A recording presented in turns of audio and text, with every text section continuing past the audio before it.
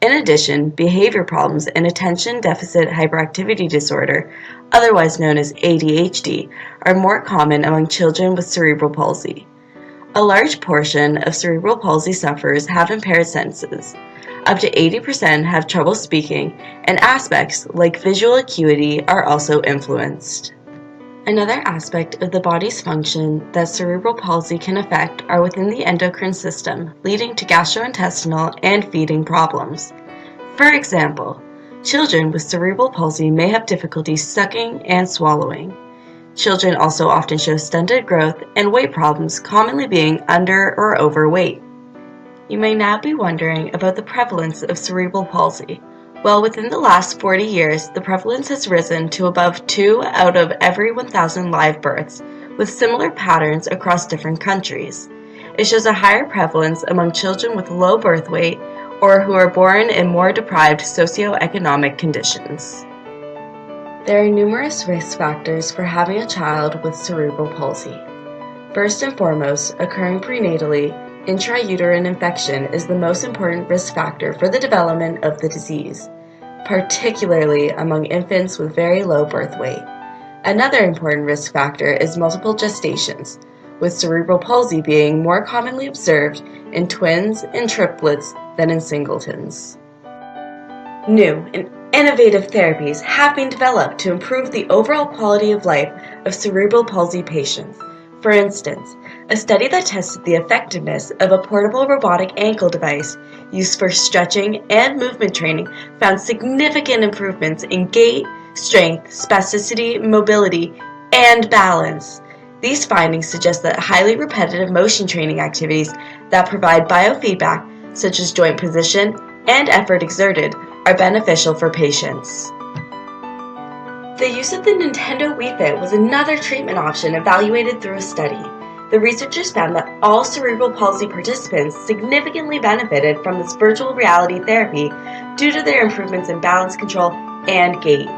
For better results, this form of interactive gaming should be incorporated into their regular therapy programs, but should not be used in lieu of. Furthermore, the constant feedback patients receive from the game help them to stay motivated and excited to engage in this activity. In terms of family cooperation, the Partnership Home Program is a useful approach in which a collaborative partnership is established between the parent, child, and therapist. The whole family is engaged in goal setting and selection of therapeutic activities that can maximize the child's performance. Tasks carried out by therapists, such as prescribing adaptive equipment, are combined with parental efforts, such as helping implement these therapeutic practices. To motivate the family, parent education, home visiting, and updates about progression are also involved. Parents describe this program as providing important guidance and support in enhancing their caregiving and also becoming a way of life for both them and their children. It is suggested as more time efficient compared to institutionally based services. Studies have confirmed that therapeutic treatments have high success rates. Patients have been shown to exhibit significant improvement in functions like hand strength, movement speed, muscle activity, and accuracy of hand matching. Other research has confirmed that oral motor therapy has a beneficial effect on the feeding problems cerebral palsy patients commonly struggle with.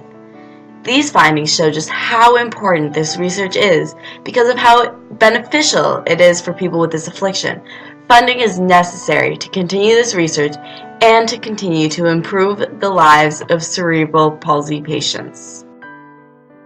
Thank you for listening and hopefully learning more about cerebral palsy, what it is, and how it's treated. There's a lot to know, but knowing is one of the first steps. Misconceptions do more harm than good, and the more we know, the better. Cerebral palsy is something many people have heard of, but don't know much about. Thank you for taking the time to listen and learn. Sincerely, someone who cares. This project has been brought to you by the students of Western University from the Neuroscience 2000 course. If you wish to learn more about cerebral palsy, please check out the websites listed below. Created using Powtoon.